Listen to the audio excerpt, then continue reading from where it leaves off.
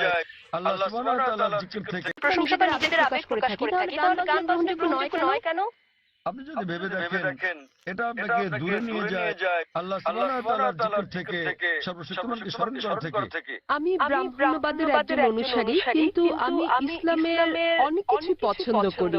কিন্তু ইসলামের নিয়ম অনুসরণ করতে হলে আমাকে কি ইসলামে ধর্মান্তরিত হতে হবে, নাকি আমার ব্রাহ্মণ্যবাদের ধর্ম পালন করেই আমি ইসলামের বিভিন্ন নিয়ম অনুসরণ করতে পারবো? স্যার, আমি আপনার অনেক বক্তৃতায় দেখেছি, যেমন ইসলাম ও হিন্দু ধর্মের মধ্যে সাদৃশ্য এবং আরো অনেকগুলো। আপনার বক্তৃতা আমি খুবই পছন্দ করি। বোন খুব সুন্দর একটা প্রশ্ন করলেন। তিনি বললেন যে তিনি ব্রাহ্মণিজমের একজন একনিষ্ঠ অনুসারী, কিন্তু তিনি ইসলামের বিভিন্ন বিষয় পছন্দ করেন। তার প্রশ্ন হচ্ছে যে তিনি কি ইসলামের এইসব বিষয় অনুসরণ করতে পারেন এবং একই সাথে তারা ব্রাহ্মণিজম চর্চা করতে পারেন। তিনি আমার অনেক লেকচার দেখেছেন এবং অনেকটা পছন্দ করেন। বোন, প্রথমে আপনাকে বলি যে ইসলাম বা মুসলমান হওয়া কোনো উপাধি নয়। ইসলাম আবিধানিকভাবে বোঝায় শান্তি, যা পাওয়া যায় নিজেকে আল্লাহর কাছে সমর্পণ করে। তাই যে কোনো মানুষ যদি সে তার ইচ্ছা অনিচ্ছাকে আল্লাহর কাছে সমর্পণ করে, তাহলে সে একজন মুসলিম। শুধুমাত্র মোহাম্মদ, জাকির, আব্দুল্লাহ, সুলতান, শাকির নাম হলে মুসলমান হওয়া যায় না, বা ফাতিমা, আয়েশা, এইসব নামগুলো আপনাকে মুসলিম বানাবে না। মুসলমান মানে যে তার ইচ্ছা অনিচ্ছাকে আল্লাহর কাছে সমর্পণ করে। তো প্রথমেই খুঁজে বের করতে হবে আপনাকে মহান একজন একনিষ্ঠ অনুসারী, এবং তিনি ইসলামের বিভিন্ন বিষয় পছন্দ করেন। আর তিনি আমার অনেক টেপ, অনেক বক্তৃতা দেখেছেন যার মধ্যে ইসলাম ও হিন্দুইজমের সাদৃশ্য আছে। যদি এটা দেখে থাকেন তাহলে উত্তর দেওয়াটা আমার জন্য সহজ হবে।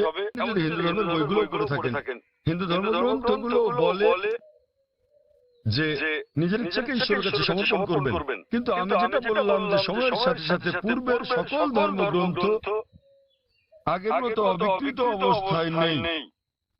সেগুলো বিকৃতি এসেছে, জালিয়াতি হয়েছে, দুর্নীতি ঘটেছে। বেশিরভাগ পণ্ডিতগণই এই ধর্মগুলোর বিষয়ে, হোক সেটা হিন্দুইজম অথবা হোক খ্রিস্টানিজম অথবা ইহুদি ধর্ম, তারা একমত যে তাদের ধর্মগ্রন্থগুলো অবিকৃত রূপে সংরক্ষিত নেই। আর আপনি যদি আমার বক্তৃতা শুনে থাকেন, আমি শুরুতে যা বলেছিলাম মহাভারত একটা গল্প যা অর্জুনের পিতামহ কর্তৃক বর্ণিত। এতে আছে ৮,০০০ শ্লোক। এরপর সময়ের সাথে সাথে পরিবর্তিত হতে হতে এতে চলে এলো ২৪,০০০ শ্লোক। এখন এর মধ্যে আছে ১,০০,০০০ বেশি শ্লোক। এটি কার কথা? মহাভারতের পণ্ডিতগণের। তো সময়ের সাথে সাথে সেগুলোতে হস্তক্ষেপ হয়েছে, তথ্য বিকৃতি ঘটেছে। কিন্তু তা সত্ত্বেও এরকম পরিবর্তনের পরও সবগুলো ধর্মগ্রন্থেই সর্বশক্তিমান ঈশ্বরের বাণী অবশিষ্ট রয়েছে। এবং আপনি যদি আমার বক্তৃতা শুনে থাকেন, সকল ধর্মের মূল কথা হচ্ছে সর্বশক্তিমান ঈশ্বর একজনই। তার কোনো মূর্তি নেই, তার কোনো ছবি নেই। সবগুলো ধর্মই বলে থাকে ঈশ্বর একজনই। আপনি হয়তো শুনেছেন আমার লেকচারে, আমি বলেছেন বিভিন্ন জায়গায়, যেমন ছান্দোক্য উপনিষদে অধ্যায় নম্বর ৬ অনুচ্ছেদ নম্বর ২ শ্লোক ১, মহান ঈশ্বর এক, অদ্বিতীয়। এবং শ্বেতশতর উপনিষদ অধ্যায় নম্বর ৪ শ্লোক নম্বর ১৯ এবং যজুর্বেদ অধ্যায় ৩২ শ্লোক ৩ বলা আছে, মহান ঈশ্বরের কোনো প্রতিমা নেই, তার কোনো ছবি নেই। প্রতিমা মানে হচ্ছে মূর্তি, ফটোগ্রাফ, রেখাচিত্র, ছবি, ভাস্কর্য, মূর্তি, পুতুল। তাই ঈশ্বরের কোনো প্রতিমূর্তি নেই, কোনো ফটোগ্রাফ নেই, কোনো রেখাচিত্র নেই, কোনো ছবি নেই, কোনো ভাস্কর্য নেই, কোনো মূর্তি নেই, কোনো পুতুল নেই। তাই সকল ধর্মগ্রন্থই জোর দেয় সর্বশক্তিমান ঈশ্বরের একত্বের উপর। আর হিন্দু ধর্মের ব্রহ্মসূত্রটি হচ্ছে एकम ब्रह्म द्योतय नास्ते नेना नास्ते किंचन। भगवान एक ही है, दूसरा नहीं है, नहीं है, नहीं है, जरा भी नहीं है। ঈশ্বর একজনই, দ্বিতীয় কেউ নেই, কেউ নেই, কেউ নেই, কোথাও কেউ নেই।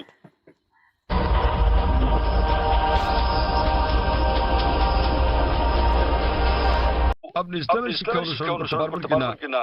বোন, একজন সাধারণ ব্রাহ্মণের পক্ষে মুসলিম হওয়ার চেষ্টা করাটা কঠিন। কিন্তু যদি কঠোর ব্রাহ্মণ হয়ে থাকেন, বেদকে কঠোরভাবে মেনে চলেন, তাহলে আপনার ইচ্ছা অনিচ্ছা ঈশ্বরের কাছে সমর্পণ করতে হবে। আপনি যদি সাধারণ ব্রাহ্মণ হয়ে থাকেন যে কিছু নিয়ম মানেন আবার কিছু মানেন না, তাহলে আপনার পক্ষে ঈশ্বরের কাছে নিজের ইচ্ছাকে সমর্পণ করা কঠিন হবে, কিন্তু যদি কঠোর ব্রাহ্মণ হয়ে থাকেন, বেদকে কঠোরভাবে মেনে চলেন, তাহলে আগে আমি যা বলেছি আপনাকে মানতেই হবে। 3টি পংক্তি আমি বলেছি যে আপনাকে এক ঈশ্বরে বিশ্বাস করতে হবে, আপনি মূর্তি পূজা করতে পারবেন না। আপনাকে বিশ্বাস করতে হবে যে ঈশ্বর এক, তার কোনো প্রতিচ্ছবি নেই, কোনো ফটোগ্রাফ নেই, কোনো মূর্তি নেই। এবং যদি আপনার ধর্মগ্রন্থগুলো পড়ে থাকেন, সেগুলোতে সর্বশেষ এবং চূড়ান্ত নবী মুহাম্মদ সাল্লাল্লাহু আলাইহি সাল্লামের আগমনের কথা উল্লেখ করা হয়েছে। আর আপনি যদি আমার বক্তৃতা ইসলাম ও হিন্দু ধর্মের মধ্যে সাদৃশ্য আর হিন্দু ধর্মের মুহাম্মদ সাল্লাল্লাহু আলাইহি সাল্লাম এই দুটো দেখে থাকেন, আমি বিস্তারিত আলোচনা করছি যে নবী মুহাম্মদ সাল্লাল্লাহু আলাইহি সাল্লামের কথা আপনাদের ধর্মগ্রন্থে আছে। তাই যদি আপনি খারাপ ব্রাহ্মণ হয়ে থাকেন, তাহলে আপনার এটা বিশ্বাস না করার কোনো সুযোগ নেই যে ঈশ্বর এক, তার কোনো চিত্র নেই, কোনো মূর্তি নেই। এবং আপনাকে এটা বিশ্বাস করতে হবে যে মহান ঈশ্বরের সর্বশেষ দূত, সর্বশেষ বার্তাবাহক কল্কি অবতার হচ্ছেন নবী মুহাম্মদ সাল্লাল্লাহু আলাইহি সাল্লাম। কিন্তু যখন আপনার ধর্মগ্রন্থ বলে যে আপনাকে কল্কি অবতার চূড়ান্ত দূতকে অনুসরণ করতে হবে, তো যখন আপনি এই দূত নবী মুহাম্মদ সাল্লাল্লাহু আলাইহি সাল্লামের বাণীগুলো পড়বেন, তখন আপনি দেখবেন